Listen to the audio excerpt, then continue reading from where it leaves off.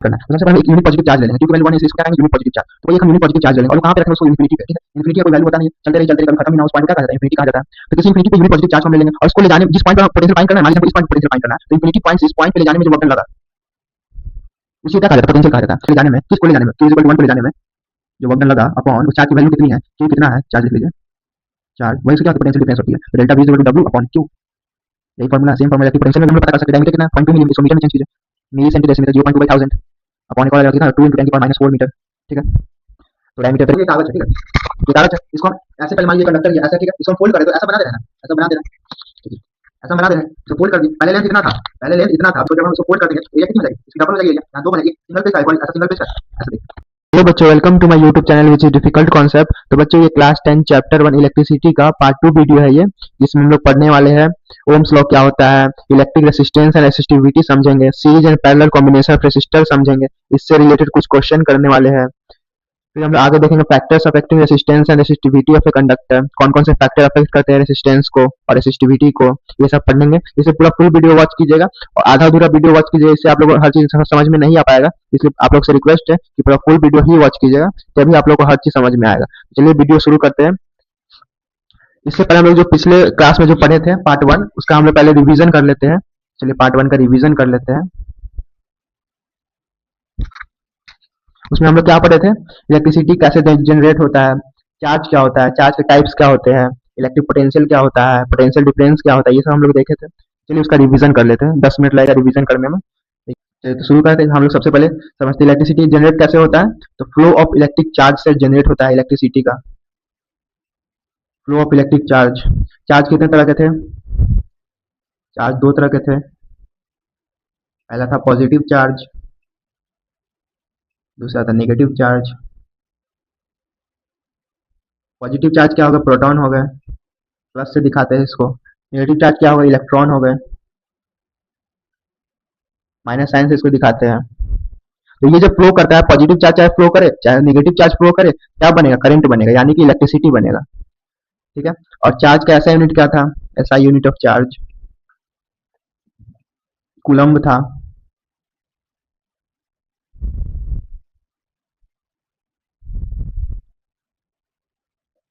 ठीक है।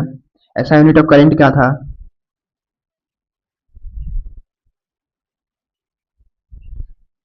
एम्पियर था,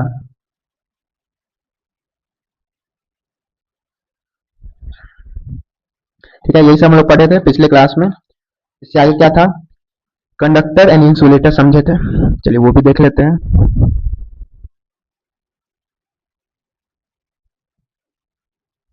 सबसे पहले कुछ छोटी छोटी चीजें बता दीजिए। चार्ज ऑन वन इलेक्ट्रॉन कितना होता है, पहले तो ये बताइए चार्ज को किस चीज से डिनोट करते हैं। Charge is denoted by Q से। करंट को किस चीज से डिनोट करते हैं,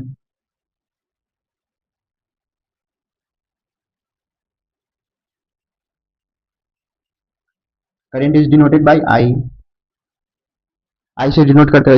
इसकी एसआई यूनिट क्या थी, एम्पियर, इसकी एसआई यूनिट क्या थी, कूलम्ब थी, ठीक है। और बता दिए चार्ज ऑन वन इलेक्ट्रॉन कितना होता है, कितना होता है 1.6 इंटू 10 की पावर -19 कूलम्ब। कूलम्ब क्यों आया है, क्योंकि चार्ज की एसआई यूनिट क्या है, कूलम्ब है। Q on one electron is equal to 1.6 into 10 की पावर -19 कूलम्ब।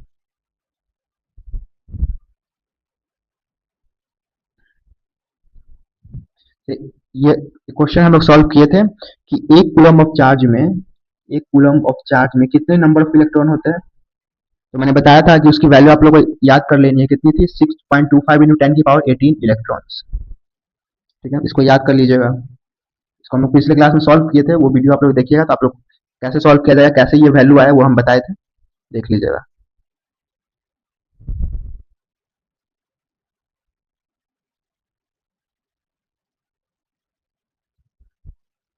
चलिए कंडक्टर समझते हैं, कंडक्टर, इंसुलेटर। कंडक्टर क्या था, जिसमें फ्लो ऑफ करंट कैसा हो सके, इजिली हो सके, फ्लो ऑफ करंट इजिली हो। इसके एग्जांपल क्या क्या है, जितने भी मेटल्स होगा सारे क्या है, कंडक्टर्स होते हैं, गुड कंडक्टर्स होंगे। मेटल्स में क्या क्या आ गया, मेटल्स में आ गए आपके गोल्ड आ गए, सिल्वर आ गए, एल्यूमिनियम आ गए, ये सब क्या है, गुड कंडक्टर है। सिल्वर तो सबसे बेस्ट कंडक्टर होता है, क्योंकि इसकी क्या होती है, रेसिस्टेंस क्या होती है, बहुत ही कम होती है। वो हम लोग आगे पढ़ने वाले, जब हम लोग रेसिस्टेंस और रेसिस्टिविटी समझेंगे ना, तब आपको बताएंगे क्यों होता है बेस्ट कंडक्टर। चलिए इंसुलेटर समझते हैं, जिसमें क्या करंट फ्लो नहीं हो सके, करंट डज नॉट फ्लो। क्यों नहीं फ्लो हो पाता है? क्योंकि इसकी रेसिस्टेंस होती है इनफाइनाइट होती है, बहुत ज्यादा रेसिस्टेंस होती है। जैसे कि मान लीजिए 10 की पावर 12 में चला जाएगा, 10 की पावर 15 में चला जाएगा, 10 की पावर 18 में चला जाएगा, यहाँ तक। इसलिए इसकी रेसिस्टेंस बहुत जाती है। देख रहे हैं कितनी वैल्यू इसकी, करोड़, हजारों करोड़ से ऊपर है ये। इतनी ज्यादा रेसिस्टेंस होती है, इसलिए करंट में फ्लो ही नहीं पाता है। रेसिस्टेंस क्या होता है और रेसिस्टिविटी क्या होता है, वो हम आगे समझेंगे, तो आप लोग अच्छे से ये समझना है कि क्यों नहीं करंट इसमें फ्लो कर पाता है। करंट डज नॉट फ्लो, इसका एग्जाम्पल क्या हो जाएगा, रबर हो जाएगा, प्लास्टिक, वुड, एक और लिख लीजिए, चलिए ईटीसी कर लीजिए। ठीक है, कंडक्टर क्या था, जिसमें करंट आसानी से फ्लो हो सके, और इंसुलेटर क्या है, जिसमें करंट फ्लो ही नहीं हो सके। क्यों नहीं हो पाता है फ्लो, वो हम लोग आगे देखेंगे। चलिए हम लोग इलेक्ट्रिक पोटेंशियल देखते हैं, क्या होता है इलेक्ट्रिक पोटेंशियल। देखिए इसकी, it is defined as the amount of work done in moving अ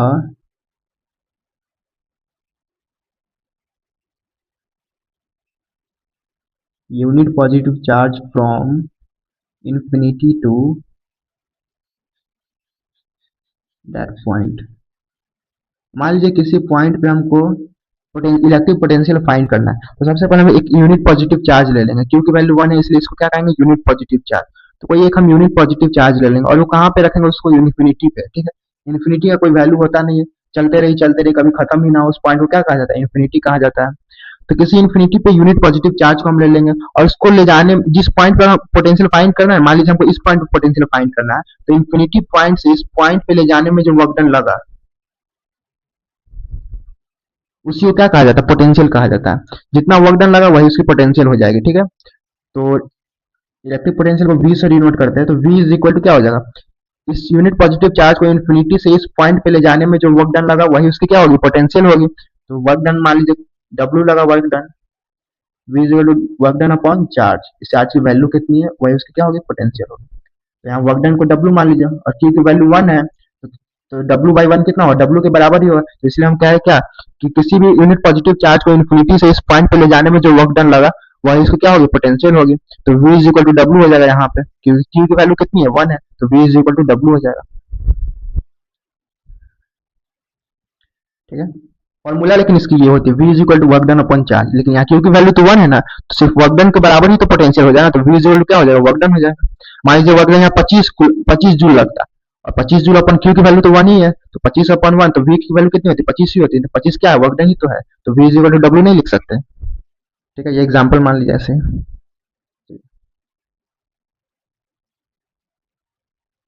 तो इसको नोट कर लीजिए। अब हम लोग देखते हैं पोटेंशियल डिफरेंस क्या होता है। सेम ऐसा ही होता है, बस थोड़ा बहुत अंतर है, देख लीजिए।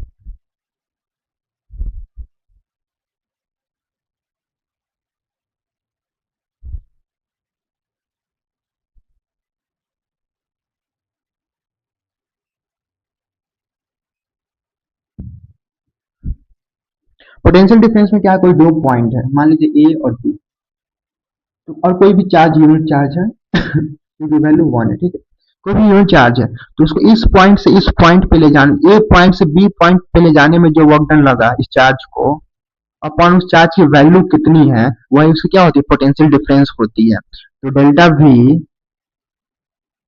इज इक्वल टू जो वर्क डन लगा ए पॉइंट से बी पॉइंट पे ले जाने में, किसको ले जाने में, Q इज इक्वल टू 1 को ले जाने में जो वर्क डन लगा, अपॉन उस चार्ज की वैल्यू कितनी है, Q कितना है, चार्ज लिख लीजिए, चार्ज, वही उसकी क्या होती है, पोटेंशियल डिफरेंस होती है। तो delta V is equal to W upon Q। यही formula, same formula electric potential में भी था। ठीक है, तो डेल्टा V क्या हो जाएगा, वर्क डन अपॉन चार्ज हो जाएगा।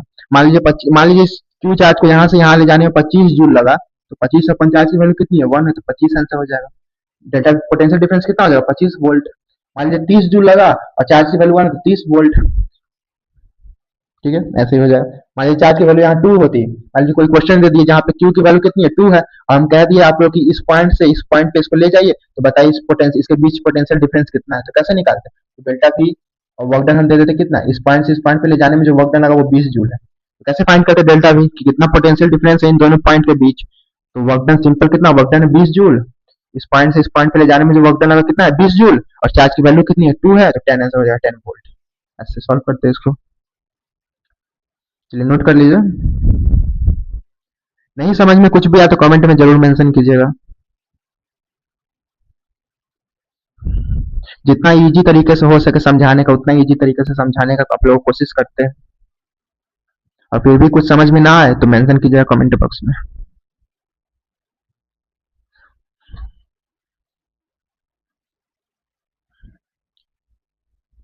तो ऐसा यूनिट क्या थी, पोटेंशियल डिफरेंस की वोल्ट थी, याद कर लीजिएगा। वर्कडन की क्या होती है, ऐसा यूनिट जूल होती है। चार्ज की ऐसा यूनिट क्या होती है, कूलम्ब होती है, ये आप लोगों को पता ही होगा। चलिए इलेक्ट्रिक करंट हम लोग, अगला टॉपिक तो इलेक्ट्रिक करंट था जो हम लोग पढ़े थे पिछले वीडियो में, लेकिन आप लोग को हम पहले ही बता चुके हैं इलेक्ट्रिक करंट क्या था। फ्लो ऑफ चार्ज को क्या कहा जाता है, इलेक्ट्रिक करंट कहा जाता है। चार्ज कितने तरह के होते हैं, positive charge, negative charge. Positive charge flow करेगा तभी भी करंट बनेगा, नेगेटिव चार्ज फ्लो करेगा तभी भी करंट बनेगा। नेगेटिव चार्ज को क्या कहा जाता है, इलेक्ट्रॉन कहा जाता है। पॉजिटिव चार्ज को क्या कहा जाता है, प्रोटॉन कहा जाता है। करंट की ऐसा यूनिट क्या है, एम्पियर है। इसको डिनोट किस चीज से किया जाता है, तो आई से डिनोट करते हैं। चार्ज को किस चीज से डिनोट करते हैं, क्यू से डिनोट करते हैं, इसकी ऐसा यूनिट क्या है, कूलम्ब है। चलिए ये सब है। चलो अब हम आगे पढ़ते हैं,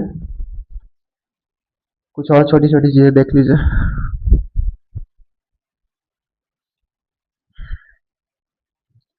इलेक्ट्रिक करंट कैसे फ्लो करता है ये देखते हैं हम लोग, किस डायरेक्शन में फ्लो करता है, डायरेक्शन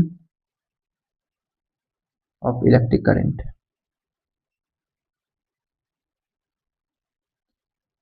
इलेक्ट्रिक करंट क्या था, फ्लो ऑफ पॉजिटिव चार्ज या flow of negative charge, but हम लोग मेनली क्या लेते हैं, नेगेटिव चार्ज ही लेते हैं। फ्लो ऑफ नेगेटिव चार्ज को ही करंट कहते हैं मेनली, ठीक है। क्योंकि फिजिक्स में क्या होता है ना, हम लोग इस चैप्टर में वो जो पढ़ना है वो मेनली क्या पढ़ना है, मेटल्स के बारे में पढ़ना है, क्योंकि मेटल्स ही कंडक्टर होते हैं।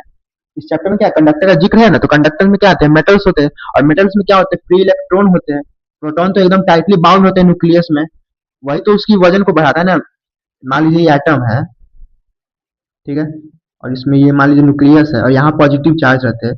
पॉजिटिव चार्ज क्या बनाता है, मास को बनाता है। मास को फॉर्मेशन कौन करता है, पॉजिटिव चार्ज ही कहा जाता है। इलेक्ट्रॉन तो बहुत हल्का होते हैं, ये वजन को बनाने में अपना योगदान देते ही नहीं, ये सिर्फ प्रोटॉन ही योगदान देते हैं किसी भी एटम के मास को बनाने के लिए।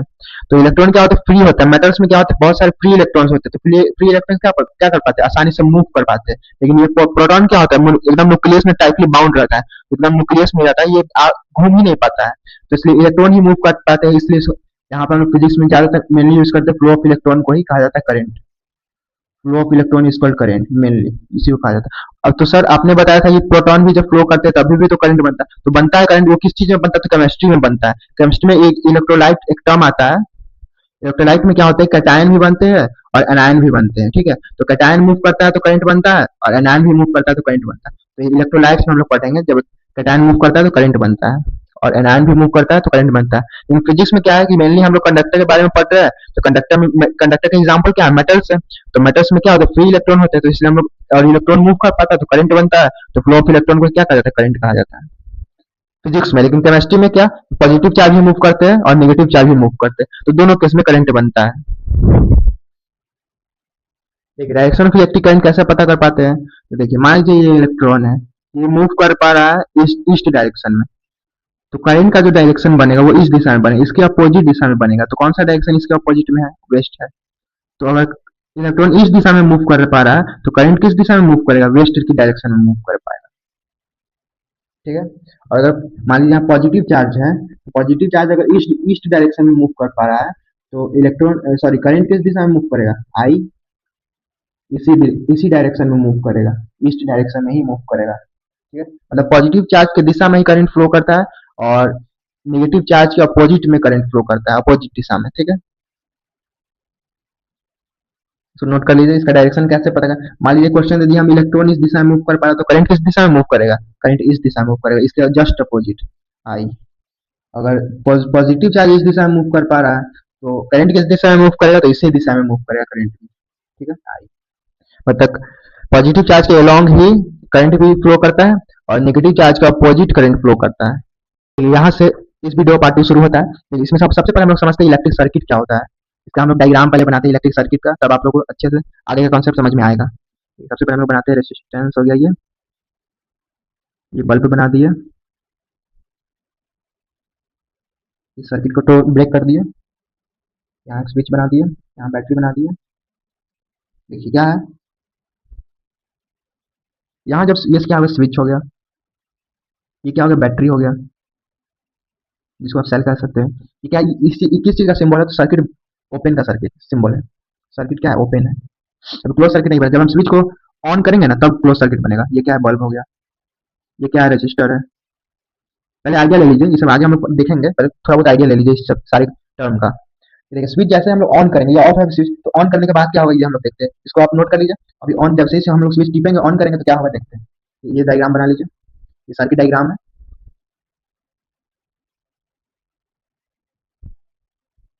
ऊपर में आप लिख लीजिए व्हेन स्विच इज ऑफ और वो डायग्राम बना लीजिएगा। अब व्हेन स्विच इज ऑन तो आपका डायग्राम देखिए।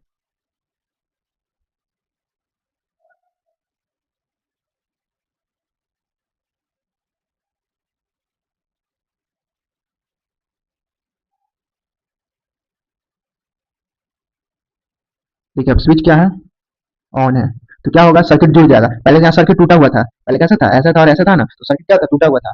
अब क्या है, अब ऐसा हो गया सर्किट, अब सर्किट जुड़ गया, ऐसा हो गया सर्किट। यहाँ सर्किट को जोड़ दिया, स्विच ऑन कर दिया, क्योंकि तो क्या हो जाएगा, बल्ब ग्लो करने लगेगा। स्विच स्विच ऑन करने से क्या हुआ, करंट का फ्लो होगा। करंट किधर फ्लो करता है, पॉजिटिव दिशा की तरफ फ्लो करता है। पॉजिटिव किस तरफ, पॉजिटिव इस तरफ है, तो पॉजिटिव टर्मिनल इधर है और ये कौन सा है, नेगेटिव टर्मिनल है, तो यहाँ नेगेटिव टर्मिनल है। तो करंट किधर जाएगा, करंट हमेशा पॉजिटिव की तरफ ही जाता है और नेगेटिव का अपोजिट जाता है। तो नेगेटिव इस साइड है ना, तो नेगेटिव का अपोजिट इधर ही होगा। तो पॉजिटिव दिशा में ऐसे करंट फ्लो करेगा और नेगेटिव का अपोजिट में फ्लो करेगा। ऐसे करंट जाएगा, यहाँ रेजिस्टर में कुछ करंट जाएगा और फिर यहाँ बल्ब क्या होगा, जैसे करंट बल्ब पहुंचेगा तो क्या बल्ब ग्लो करेगा और फिर करंट कैसे आएगा, यहाँ आ जाएगा इस तरफ, यहाँ पे करंट फिर वापस सारा करंट आ जाएगा। आइए ठीक है, ये क्या सेल है, सेल से क्या होगा, करंट जाएगा रेसिस्टर में, पहले करंट जाएगा, फिर बल्ब में करंट जाएगा, बल्ब ग्लो करेगा, फिर करंट वापस आ जाएगा कहाँ पे, सेल पे आ जाएगा वापस करंट। ये होगा सर्किट डायग्राम, बना लीजिए इसको। ये कैसा बन गया, क्लोज सर्किट बन गया ये। चलिए अब हम लोग ओम्स लॉ समझते हैं। ये बहुत इंपॉर्टेंट टॉपिक है, इसको अच्छे से समझिएगा। ओम्स लॉ, तो इसका हम लोग डेफिनेशन लिखते हैं। The potential difference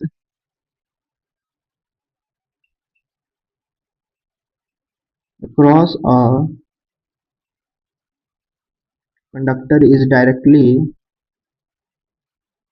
proportional to the current flowing through it। देखिए इसको पढ़िएगा। The potential difference across a conductor is directly proportional to the current flowing through it। पहले हम लोग कंडक्टर बना लेते हैं। मान लीजिए कंडक्टर है, कुछ भी का मान लीजिए कंडक्टर, मान लीजिए सिल्वर वायर का कंडक्टर। तो potential difference across a conductor is directly proportional to the current flowing through. मतलब यहाँ करंट फ्लो कर रहा है तो एक बैटरी कनेक्ट करना पड़ेगा, करंट बैटरी कनेक्ट कर दीजिए, प्लस ये माइनस, ये वी, ये जीरो। यहीं से तो पोटेंशियल डिफरेंस निकलेगा, पॉजिटिव टर्मिनल से तो पोटेंशियल डिफरेंस निकलेगा ना, voltage. The potential difference across a conductor is directly proportional to current flowing through. यहाँ से वोल्टेज सप्लाई होगा तो वोल्टेज सप्लाई से क्या मिलेगा, करंट मिलेगा। जहां वोल्टेज वहां करंट आएगा, तो करंट ऐसे जाएगा। करंट हमेशा पॉजिटिव की तरफ से फ्लो करता है, नेगेटिव का तो अपोजिट फ्लो करता है ना। तो नेगेटिव तो इस साइड है ना, इधर तो पॉजिटिव है, तो पॉजिटिव की तरफ भी तो करंट फ्लो करेगा, तो ऐसे करंट फ्लो करेगा। ऐसे भी समझ सकते हैं, वोल्टेज किस साइड है, इस साइड वोल्टेज है, तो वोल्टेज की तरफ भी करंट जाएगा, जहां वोल्टेज वहां करंट। ऐसे जाएगा वोल्टेज तो ऐसे भी करंट भी जाएगा। ऐसे यहाँ वोल्टेज ऐसे जा रहा है वी, ऐसे जीरो का जीरो, ठीक है। तो करंट ऐसे फ्लो करेगा, आई जा रहा है यहाँ पे, इसको करंट करंट सप्लाई हुआ कंडक्टर में, आई ऐसे जाएगा, ऐसे जाएगा, ऐसे वापस आ जाएगा कहाँ पे, नेगेटिव टर्मिनल के पास करंट आ जाएगा, ठीक है। तो करंट जा रहा है, तो क्या कर रहा है, तो potential difference across a conductor, इसके अक्रॉस, इस कंडक्टर के अक्रॉस पोटेंशियल डिफरेंस कितना है, v माइनस जीरो, कितना v is directly proportional to the current flowing through it. बस करंट फ्लोइंग थ्रू, जो करंट जा रहा है उसी के डायरेक्टली प्रोपोर्शनल है। तो करंट कितना जा रहा है, i जा रहा है, तो v is directly proportional to i। अब प्रोपोर्शनल को हमको हटाना है, तो इज इक्वल टू कितना होगा, प्रोपोर्शनल को हटाएंगे तो क्या आ जाएगा, यहाँ आर आ जाएगा, इज इनटू आई। तो v इज इक्वल टू कितना हो गया, आई है, आर, आई आर। यही क्या है, ओम्स लॉ है। v is equal to I R ही क्या है, ओम्स लॉ है। सबका नाम लिख लीजिए। v क्या है, पोटेंशियल डिफरेंस, i क्या है, करंट, r क्या है, रेसिस्टेंस है। ये कांस्टेंट होता है क्योंकि हम प्रोपोर्शनल को हटा के ही तो लगा है r। r क्या है, कांस्टेंट ही है। r ना v पे डिपेंड करता है ना i पे डिपेंड करता है। यहाँ से आर का फॉर्मूला लिखेगा तो क्या बनेगा, वी बाई आई बनेगा, लेकिन आर ना वी पे डिपेंड करता है ना ही आई पे डिपेंड करता है। ये किस चीज पे डिपेंड करता है, तो डिपेंड करता है टेम्परेचर पे। सॉरी एक चीज हम भूल गए, the potential difference across a conductor is directly proportional to the current flowing through it at a constant temperature, at a constant temperature.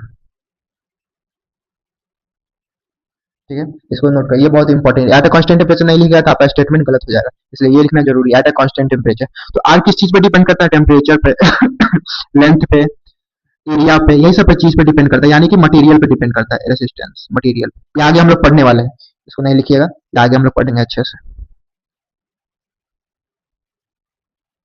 इतना नोट कर लीजिए, इसको बस इतना नोट कर लीजिए।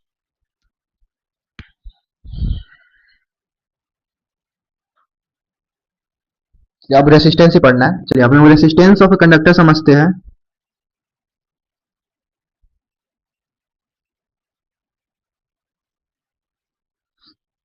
देखिए रेसिस्टेंस क्या होता है, पहले तो हम लोग समझते हैं, इसका डेफिनेशन लिखते हैं। The property of a conductor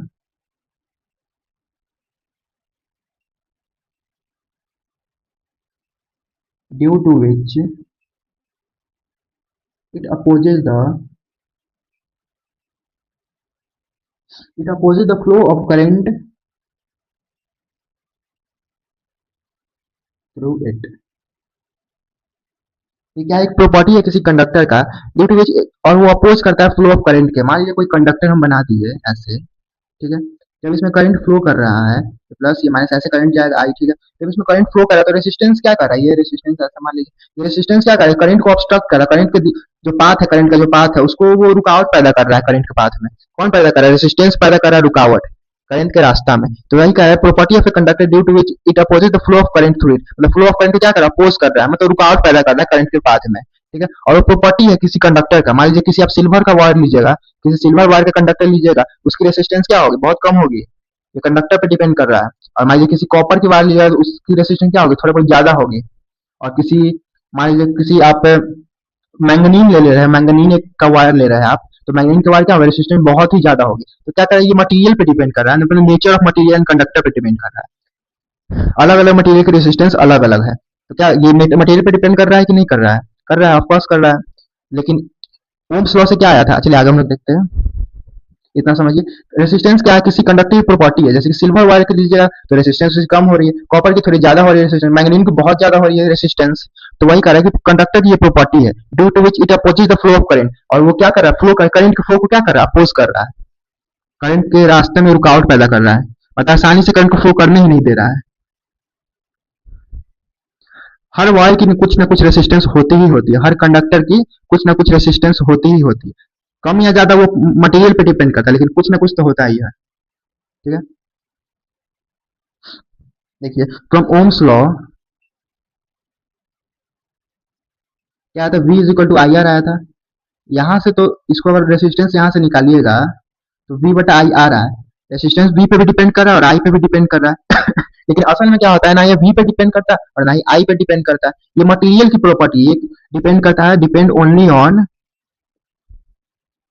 temperature पे डिपेंड करेगा, टेम्परेचर ज्यादा है कम लीजिएगा उससे रेसिस्टेंस में फर्क आएगा, मटेरियल ऑफ कंडक्टर पे डिपेंड करेगा। जैसे कि आप सिल्वर वायर का कंडक्टर लीजिएगा उसकी रेसिस्टेंस कम होगी, कॉपर वायर की लीजिएगा थोड़ा ज्यादा होगा, मतलब सिल्वर के कंपेयर में थोड़ा ज्यादा होगा, वैसे तो होती बहुत ही कम रेसिस्टेंस, लेकिन सिल्वर के कंपेयर में कॉपर की थोड़ी ज्यादा हो जाएगी रेसिस्टेंस। और वही आप मैंगनीज की लीजिएगा तो उसकी बहुत ज्यादा रेसिस्टेंस हो जाती है, जैसे नाइक्रोम वायर का कंडक्टर लीजिएगा तो उसकी और ज्यादा रेसिस्टेंस हो जाती है। तो वही होता है, मटेरियल पे डिपेंड कर रहा है, कंडक्टर के मटेरियल पे। ठीक है, किस तरह का कंडक्टर है उस पर रेसिस्टेंस डिपेंड कर रहा है, लेकिन वी और आई पे डिपेंड नहीं कर रहा है, सिर्फ टेम्परेचर मटेरियल पे डिपेंड कर रहा है। ठीक है, और किस चीज पे डिपेंड करता है, लेंथ पे डिपेंड करेगा, लेंथ ऑफ कंडक्टर कितना है, cross sectional area of conductor कितना है, इसी सब चीज पे डिपेंड कर रहा है बस। वी और आई पे डिपेंड तो कर ही नहीं रहा, पहले फॉर्मूला से वी बटा आई आ गया, लेकिन वी ना ही वी पे डिपेंड कर रहा है ना ही आई पे डिपेंड कर रहा है, क्योंकि आर क्या है, कांस्टेंट है। ये हम लोग प्रोपोर्शनल को हटाने के, यहाँ v is directly proportional to I था ओम्स लॉ में, तो कांस्टेंट को हटाने के लिए, प्रोपोर्शनल को हटाने के लिए तो कांस्टेंट लाया, और कांस्टेंट क्या था, आर था, मतलब आर यहाँ क्या है, कांस्टेंट है, आर कांस्टेंट है, तो ये कैसे v और i पे डिपेंड कर सकता है जबकि ये कांस्टेंट है। कांस्टेंट मतलब होता है फिक्स्ड वैल्यू, जिसकी वैल्यू फिक्स्ड होती है, तो v और i पे डिपेंड करने का सवाल ही नहीं होता है क्योंकि ये कांस्टेंट है। ठीक है, चलिए आशा करते समझ में आ गया हो। ये सब डिपेंड करता है टेम्परेचर पे। टेम्परेचर ज्यादा है, रेसिस्टेंस क्या होगा, ज्यादा हो जाएगा। मटेरियल पे डिपेंड करेगा, डिपेंड करता है कौन सा मटेरियल आप ले रहे हैं, सिल्वर का ले रहे हैं कि कॉपर का ले रहे हैं कि एल्यूमिनियम का ले रहे हैं कि मैग्नीशियम का ले रहे हैं कि नाइक्रोम का ले रहे हैं, ऐसे डिपेंड करता है। और लेंथ पे डिपेंड है, कंडक्टर का लेंथ ज्यादा है, यहाँ लेंथ ज्यादा है तो रेसिस्टेंस ज्यादा हो जाएगा, लेंथ कम है तो रेसिस्टेंस भी कम हो जाएगा। तो लेंथ पे डिपेंड कर, एरिया ऑफ कंडक्टर पे डिपेंड कर रहा है। एरिया ज्यादा रहता है तो रेसिस्टेंस कम होता है, क्योंकि इन्वर्सली। चलिए आगे हम लोग अच्छे से समझते हैं, आगे पढ़ते हैं इसको। बस इतना नोट कर लीजिए, depend only on length, temperature, material of conductor, area of conductor.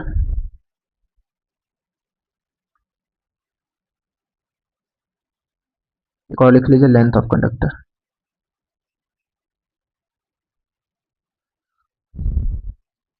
इतना लिख लीजिए बस।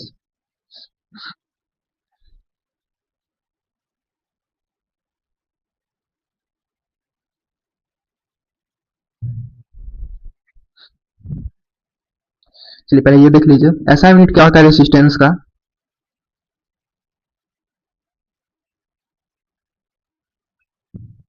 ओम होता है, इसको ऐसे बनाते हैं ओम को। ठीक है, ऐसा यूनिट रेसिस्टेंस का ओम होता है, इसको डिनोट करते हैं आर से। मान लीजिए एग्जाम्पल, मान लीजिए रेसिस्टेंस, मान लीजिए हमको दिया हुआ है 20 ओम। तो कैसे लिखिएगा, आर इज ओम की बात की रेसिस्टेंस ऐसा यूनिट क्या होती है, ओम होती है। आर इज इक्वल टू 20 ओम, ऐसे लिख लीजिए। तो आगे देखते हैं, ये हम आगे पढ़ने वाले हैं कि कौन कौन से फैक्टर पे डिपेंड करता है रेसिस्टेंस। अभी उससे पहले हम लोग कुछ और भी समझना है, देखते हैं। वी ओम्स लॉ से हम लोग क्या देखे थे, ओम्स लॉ से, from Ohm's law V is directly proportional to I था। ठीक है, तो V डायरेक्टली प्रोपोर्शनल कर रहा है I के, तो इसका ग्राफ कैसा बनेगा, यहाँ मान लीजिए V और इसका I है, तो ये ग्राफ कैसे, कोई भी चीज डायरेक्टली प्रोपोर्शनल पे डिपेंड करता है तो कैसे ग्राफ बनता है, लीनियर ग्राफ बनता है, मतलब स्ट्रेट लाइन का ग्राफ बनता है, ऐसा ग्राफ बनता है हमेशा। ठीक है, तो ऐसा ग्राफ बनता जाएगा, जैसे जैसे V बढ़ेगा वैसे वैसे I भी बढ़ेगा, क्योंकि V डिपेंड कर रहा है I पर। V ज्यादा तो I ज्यादा, V कम तो I कम, V दोगुना हो रहा है तो I भी दोगुना होगा, V हाफ हो रहा है तो I भी हाफ होगा। ऐसे डिपेंड कर रहा है, क्योंकि क्या डायरेक्टली प्रोपोर्शनल पे डिपेंड कर रहा है। अगर इनवर्सली पे डिपेंड करता तो V बढ़ता तो I घटता, V घटता तो I बढ़ता। लेकिन यहाँ डायरेक्टली प्रोपोर्शनल डिपेंड कर रहा है, तो V बढ़ेगा तो I भी बढ़ेगा। और ग्राफ कैसा बनेगा, तो स्ट्रेट लाइन बनेगा। ठीक है, यहाँ V है, यहाँ I है, ये पोटेंशियल डिफरेंस है, ये करंट है, स्ट्रेट लाइन का ग्राफ बनेगा। ये वाई एक्सिस पे पोटेंशियल डिफरेंस है, ये एक्स एक्सिस पे क्या करंट है। ठीक है, इसको नोट कर लीजिए, ये होगा graph between V and I। Topic का नाम है graph between V and I। चलिए अब लोग समझते हैं कौन कौन से फैक्टर अफेक्ट करते हैं रेसिस्टेंस को।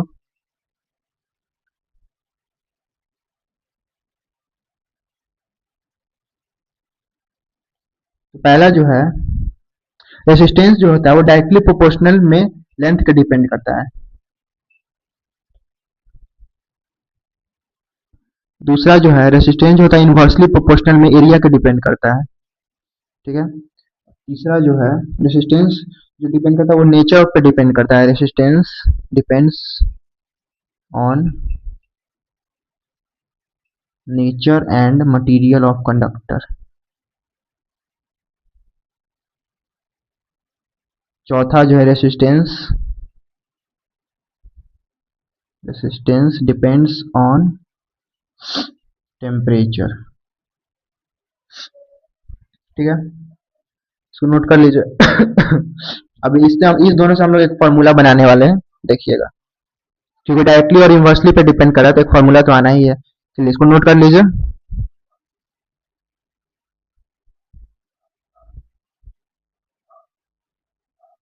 क्या था, रेसिस्टेंस डायरेक्टली प्रोपोर्शनल पे डिपेंड कर रहा था लेंथ के, तो I directly proportional to length, पहला इक्वेशन मान लीजिए। और इनवर्सली प्रोपोर्शनल पे डिपेंड कर रहा था एरिया के, तो आई डायरेक्टली और I is inversely proportional to area of conductor. ठीक है, इसको इक्वेशन सेकंड मान लीजिए। तो from equation second, first and second क्या मिलेगा हम लोग को, R is directly proportional to length upon area. इसका मतलब क्या हुआ, आर डायरेक्टली प्रोपोर्शनल लेंथ के है और आर इनवर्सली प्रोपोर्शनल क्या है, एरिया के है। ठीक है, तो ये हम लोग को मिल गया। इससे हम लोग फॉर्मूला बनाते हैं। प्रोपोर्शनल को हटाएंगे तो क्या कांस्टेंट आएगा, तो कांस्टेंट का वो नाम क्या है, ये साइन है उस कांस्टेंट का, इसको कहते हैं रेसिस्टिविटी कहते हैं। तो I is equal to rho, इसको रो पढ़ते हैं, rho into L upon A, rho L by A हो जाएगा। R is equal to rho L by A. ठीक है, R is equal to rho L by A, ये formula है। इसको कहा जाता है रेसिस्टिविटी। ये है रेजिस्टेंस, ये है लेंथ, और ये है cross sectional area of conductor. चलिए इसको नोट डाउन कर लीजिए अच्छे से। ये रेसिस्टेंस का फॉर्मूला हो गया। यहाँ से पता चल रहा है आर किस चीज पे डिपेंड कर रहा है, रेसिस्टिविटी पे भी डिपेंड कर रहा है, एल पे भी डिपेंड कर रहा है, एरिया पे भी डिपेंड कर रहा है। और पहले भी हम लोग वही पढ़ रहे थे, R is directly proportional to length, R is inversely proportional to area. इस पर अब हम लोग क्वेश्चन करने वाले हैं, उससे पहले हम लोग समझेंगे रेसिस्टिविटी क्या होता है। अभी ये कांस्टेंट आया है रेसिस्टिविटी, अब इसको समझते हैं।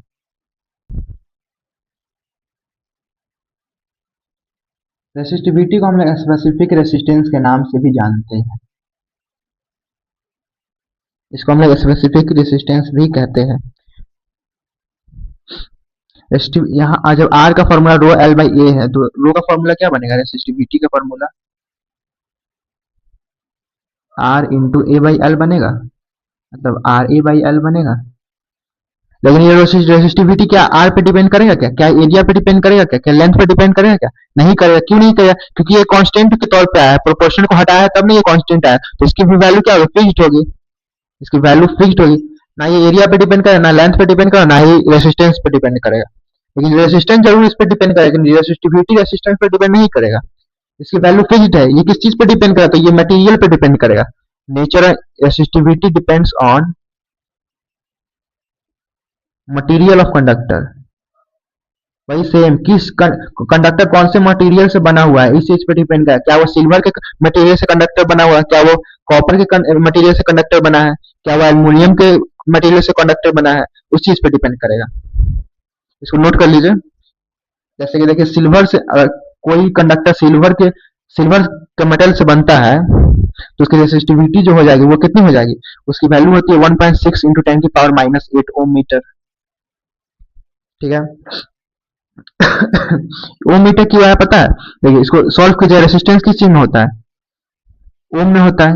इसको मिटा देंगे, देखिएगा रेजिस्टेंस किस चीज में होता है, ओम में होता है। एरिया किस चीज में होता है, मीटर स्क्वायर होता है, मतलब मीटर इंटू मीटर। लेंथ किस चीज में होता है, मीटर होता है। 1 मीटर से 1 मीटर जाएगा तो ओम मीटर आएगा, तो ओम मीटर इसलिए लिखा गया। ठीक है।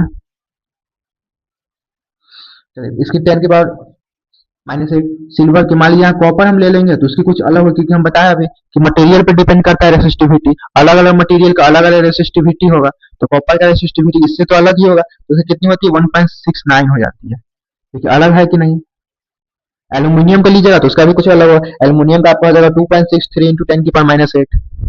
कंडक्टर पे डिपेंड करता है। कॉपर का ले लेंगे तो उसकी रेसिस्टिविटी कुछ ज्यादा होगी, सॉरी उसकी कुछ कम होगी। और एल्यूमिनियम के ले लेंगे तो उसकी ज्यादा होगी रेसिस्टिविटी। टंगस्टन का ले लेंगे तो और ज्यादा रेसिस्टिविटी होगी। और एलवाज कर लेंगे तो उससे भी ज्यादा, ऐसे बढ़ते जाएगा। और इंसुलेटर की तो पूछिए मत, इनफाइनाइट जाएगा। चलिए आगे हम लोग देखते हैं। चलिए कुछ क्वेश्चन करते हैं। क्वेश्चन पे हम लोग आते हैं। Copper wire of length 2 meter and area of cross section is 1.7 into 10 की power minus 6 meter square, has a resistance of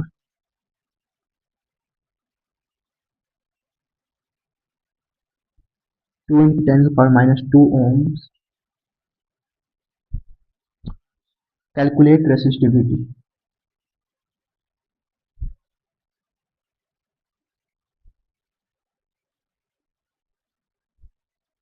चलिए इसको सॉल्व कीजिए, पॉज करके ट्राई कीजिए।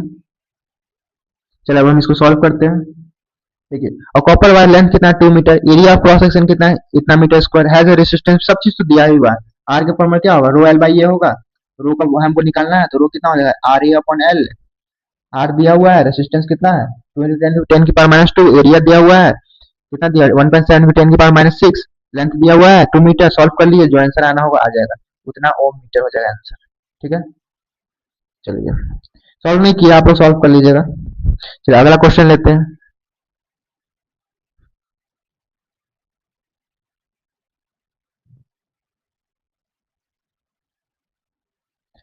6 ohm resistance wire is doubled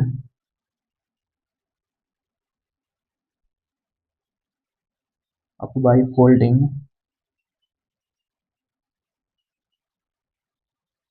calculate the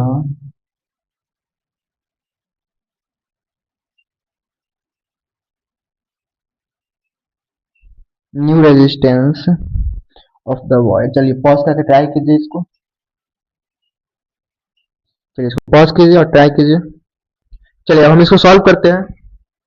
देखिए क्या कहा जा रहा है, 6 ओम रेसिस्टेंस वायर इज डबल्ड। पहले मान लीजिए एक रेसिस्टेंस वायर ऐसा रेसिस्टेंस है, ठीक है, ऐसा मान लीजिए, ठीक है, ठीक है। और 6 ओम इसकी रेसिस्टेंस कितनी है, 6 ओम है। Wire is doubled up by folding, मतलब इसको फोल्ड करके क्या किया जा रहा है, इसको डबल कर दिया जा रहा है, मतलब इसको ऐसा कर दिया जा रहा है, ऐसा है ना। मान लीजिए मार्कल है, ये मार्कल है, इसको फोल्ड, इसको यहाँ से तोड़ करके, मतलब मान लीजिए ये मुड़ता है और इसकी इलास्टिसिटी होती, तो ये इलास्टिसिटी करके इसको ऐसे कर दिया जा रहा है, मतलब इसको फोल्ड कर दिया जा रहा है ऐसे, तो इसकी लेंथ कितनी हो जाएगी, हाफ हो जाएगी। इसको फोल्ड करके इसको ऐसे कर दिया जा रहा है ना। देखिए कोई एक कागज है,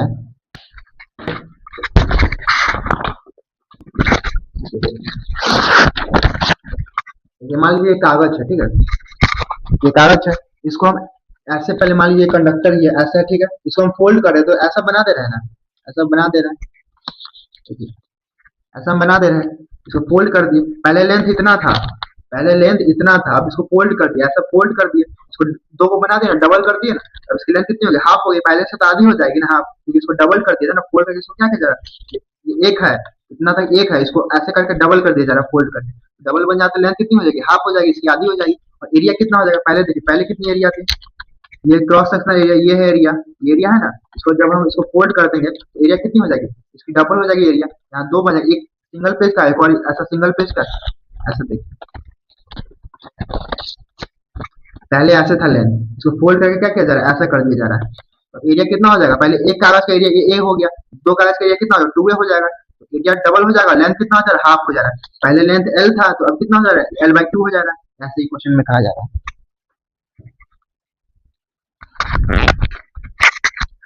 तो रेसिस्टेंस तो वही रहेगा, क्योंकि रेसिस्टेंस हमेशा मटेरियल पे डिपेंड कर रहा है, ये कागज तो सेम ही है ना, इस कागज को ना फोल्ड कर रहा है, मटेरियल तो सेम ही है, कागज के बदला कुछ और तो नहीं लाया जा रहा है, सिर्फ कागज ही तो है, तो इसकी रेसिस्टेंस क्या है, फिक्स ही तो है, तो पहले भी 6 ओम रहेगा और उसके बाद भी 6 ओम रहेगा, क्योंकि कागज सेम है, कागज अलग है ही नहीं, रेसिस्टेंस तो वही रहेगा 6 ओम, लेकिन लेंथ में बदलाव होगा। लेंथ कितना हो जाएगा, पहले लेंथ मान लीजिए L1 इतना था, कितना था, मान लीजिए L था लेंथ, तो L2 कितना हो जाएगा, L/2 हो जाएगा, ये पहले लेंथ इतना था, अब L/2 हो जाएगा, क्योंकि फोल्ड करके क्या किया जा रहा है, इसको डबल कर दिया जा रहा है, मतलब इसको दो बना दिया जा रहा है, इसी को फोल्ड करके, तो L/2 एरिया कितना हो जाएगा, पहले एरिया A1 कितना था, A था मान लीजिए, तो अब एरिया कितना हो जाएगा, 2A हो जाएगा, क्योंकि पहले तो एक कागज का एरिया तो ए था, अब दो कागज इसी को तोड़ करके दो कागज बना दिया जा रहा है, तो एरिया एक कागज का एरिया ए, दो कागज का एरिया कितना 2 है, तो एरिया कितना हो जाएगा, 2 हो जाएगा।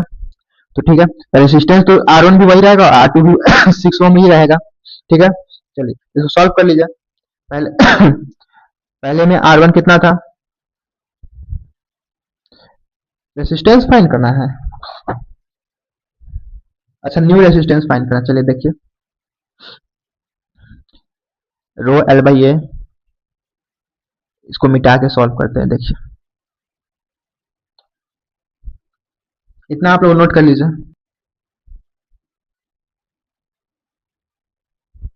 देखिए अब पहले R1 कितना होगा, 6 ओम हमको दिया ही, निकालने की जरूरत ही नहीं है। R2 कितना हो जाएगा, रो L/A, रो 2 L2 A2, ठीक है, R2 निकालना है, क्योंकि देखिए रो 1 रो 2 तो सेम ही रहेगा, R1 क्या हो जाएगा, रो L/A, ये कितना है 6 के बराबर है ना, तो रो 1 कितना हो जाएगा, रो 1 तो रो 1 की वैल्यू तो दोनों में सेम ही रहेगी ना, क्यों रहेगी, क्योंकि मटेरियल सेम है, बताया था रेसिस्टिविटी भी किस चीज पे डिपेंड करता है, मटेरियल पे, तो मटेरियल को तो सेम ही है ना, कागज तो सेम ही है, कागज दूसरा कागज तो लाया ही नहीं जा रहा, तो मटेरियल सेम है, तो इसलिए रेसिस्टिविटी भी दोनों की सेम ही होगी, तो रो 1 भी रो होगी, L1 L दिया था, A1 कितना, तो A था, तो R1 कितना था, इतना हो जाएगा। R1 हमको दिया कितना है, 6 है, तो 6 बराबर रो एल बाई ए। ये पहला इसको बॉक्स में रख लीजिए, ठीक है। रो एल बाई ए की वैल्यू कितनी है, 6 है। चलिए अब इधर आते हैं, हमको यही फाइंड करना है, R2 फाइंड करना है। ये समझ में आया ना, देखिए फिर से समझाते हैं इसको। नहीं समझ में आया ना, देखिए फिर से समझाते हैं।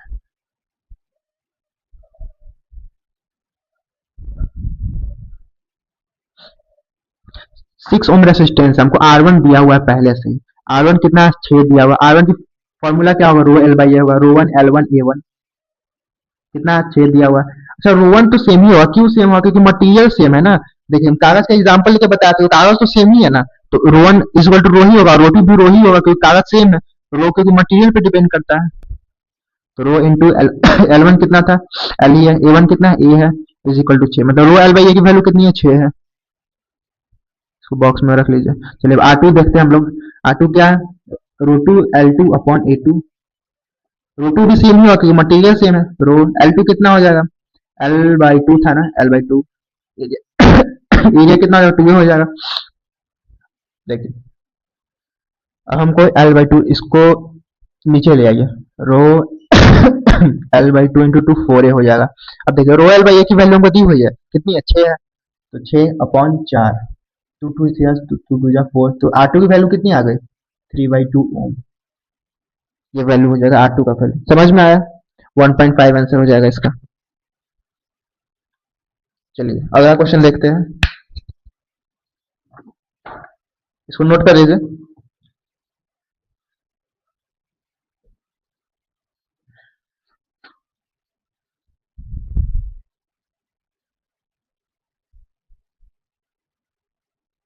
जितना आसान भाषा में हो सके उतना आसान भाषा में समझाने की कोशिश करते हैं।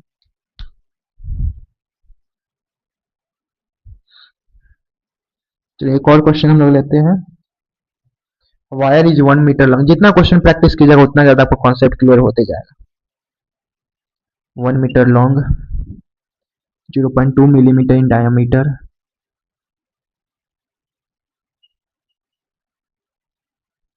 and has a resistance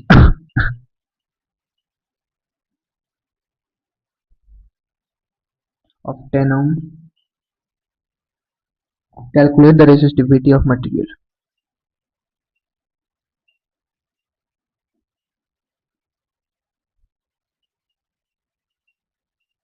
चलिए इसको पॉज करके ट्राई कीजिए। चलिए अब हम इसको सॉल्व करने जाते हैं। वायर कितना है, 1 मीटर लॉन्ग है, लेंथ हमको पता है 1 मीटर, डायमीटर दिया हुआ है, मतलब एरिया इससे हम लोग पता कर सकते हैं। डायमीटर कितना है, 0.2 मिलीमीटर, इसको मीटर में चेंज कीजिए, मिली सेंटी डेसीमीटर, 0.2/1000 अपॉन एक और आ जाएगा, तो कितना, 2 × 10⁻⁴ मीटर, ठीक है। तो डायमीटर, तो रेडियस कितना हो जाएगा, डायमीटर का आधा हो जाएगा, तो कितना हो जाएगा, 2/2 10⁻⁴ मीटर, ठीक है। आगे देखिए रेडियस दिया हो गया, हम लोग निकाले, इससे एरिया पता चल जाएगा, पाई आर स्क्वायर। ये क्रॉस सेक्शनल एरिया है ना, कंडक्टर तो ऐसा होगा ना, एक तरह से ये सर्कल ही तो बन रहा है, क्रॉस सेक्शनल एरिया ऐसा लेते हैं तो ये सर्कल नहीं बन रहा है। इसकी रेडियस कितनी है, 10⁻⁴ है। इसकी एरिया निकाल लीजिए पाई आर स्क्वायर से, क्योंकि एरिया ऑफ सर्कल क्या होता है, पाई आर स्क्वायर होता है, तो जो भी आना होगा आ जाएगा। देखिए ठीक है। And has a resistance of 10 ohm, resistance कितना है, 10 ओम दिया ही हुआ है। आर इज इक्वल टू, यहाँ सॉल्व कर लीजिएगा, पाई आर स्क्वायर से रेसिस्टेंस कितना है, 10 ओम है, तो क्या निकालना है, रेसिस्टिविटी निकालना है। आर का फॉर्मूला रो एल बाई ए होता है, तो रेसिस्टिविटी कितना हो जाएगा, आर ए बाई एल हो जाएगा। आर पता है 10 ओम, ए पता है, पाई आर स्क्वायर से निकाल लीजिएगा, फिर रेडियस पता ही है, लेंथ पता है, यहाँ पता है, ऐसे सॉल्व कर लीजिएगा इसको। चलिए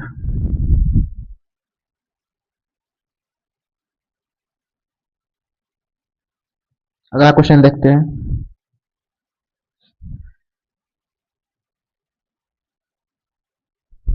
ये अच्छा क्वेश्चन है, देखते हैं। A piece of wire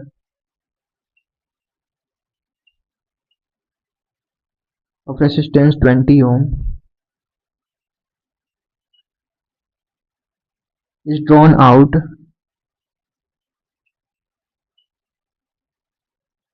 so that its length is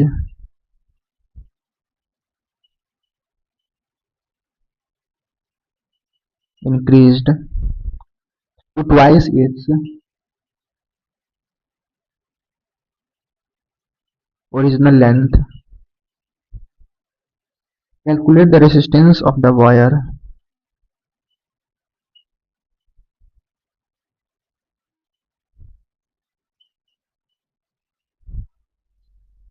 in the new situation.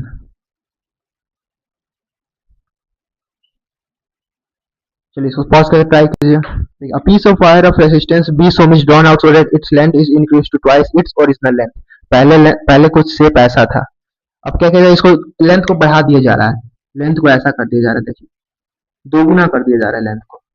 Length पहले L था, तो अब क्या किया जा रहा है, 12 कर दिया जा रहा है.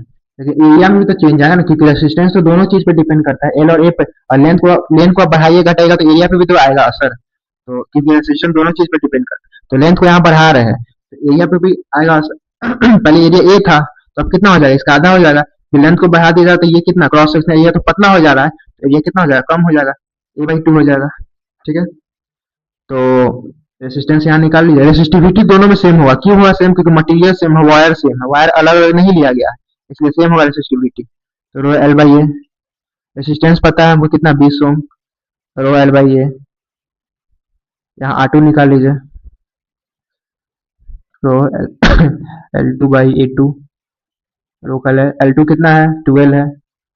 एरिया कितना है, A/2 है. 2 को ऊपर भेज दीजिए, तो 4 रो एल बाई ए हो जाएगा. रो एल बाई ए का वैल्यू कितना है, 20 है, तो 4 इंटू 20 हो जाएगा, 80 ओम आंसर हो जाएगा. अब न्यू रेसिस्टेंस कितना हो जाएगा, 80 ओम हो जाएगा. चलिए आज यहीं तक रखते हैं. इसके अगले वाले वीडियो में हम लोग समझेंगे सीरीज कॉम्बिनेशन और पैरेलल कॉम्बिनेशन समझेंगे. उससे रिलेटेड जितने क्वेश्चन होंगे वो सब करेंगे. चलिए आज हम लोग यहीं तक रखते हैं. इसके अगले वाले वीडियो में हम लोग पढ़ेंगे series and parallel combination of resistor क्या होता है. इससे रिलेटेड बहुत सारे न्यूमेरिकल करेंगे, अच्छे अच्छे न्यूमेरिकल्स करेंगे, और बाकी इलेक्ट्रिक पावर ये सब समझेंगे. चलिए मिलते हैं अगले वीडियो में. अगर वीडियो अच्छा लगा हो तो लाइक एंड सब्सक्राइब कीजिएगा, और जो भी डाउट हो आप लोग का वो जरूर कमेंट में मेंशन कीजिएगा. चलिए bye bye and take care.